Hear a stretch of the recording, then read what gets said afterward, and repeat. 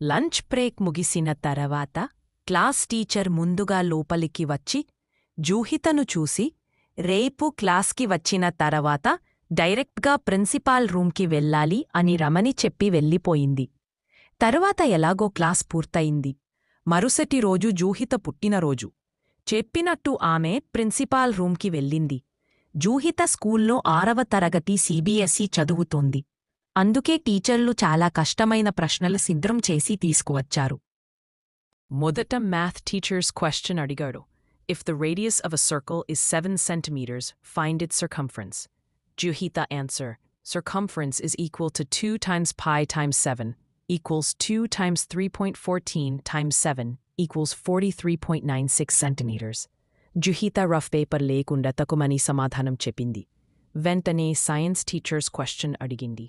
What are the major greenhouse gases responsible for climate change? Juhita ఇలా చెప్పింది. The main greenhouse gases are carbon dioxide, methane, nitrous oxide, and water vapor. అని time తీసుకోకుండా చెప్పింది. ఈలోపు social science teacher సడన్గా question అడిగాడు.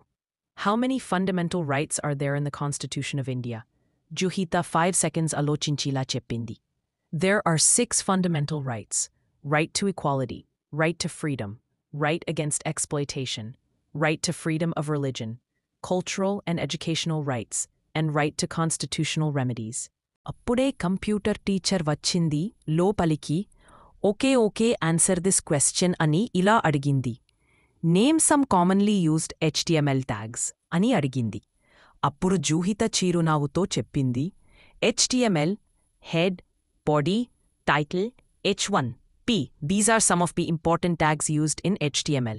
అందరూ ఆశ్చర్యంగా ఆమెను చూశారు. క్లాస్ టీచర్ నవ్వుతూ, అద్భుతం జూహిత, నీకు ఎంత జ్ఞానముందో అని ప్రశంసించింది. ఇతర టీచర్లు కూడా ఆమెపై గర్వంగా చూశారు. హాయ్ అండి అందరికీ. నా వీడియోలు మీకు నచ్చినట్లయితే దయచేసి లైక్, షేర్ మరి సబ్స్క్రైబ్ చేయండి. మీ సపోర్ట్ వల్లనే నేను ఇంకా మరిన్ని సాహసకరమైన, ఉత్సాహభరితమైన కంటెంట్ మీ ముందుకు తీసుకురాగలను. మన అడ్వెంచరస్ జర్నీని కలిసి కొనసాగిద్దాం. Thank you.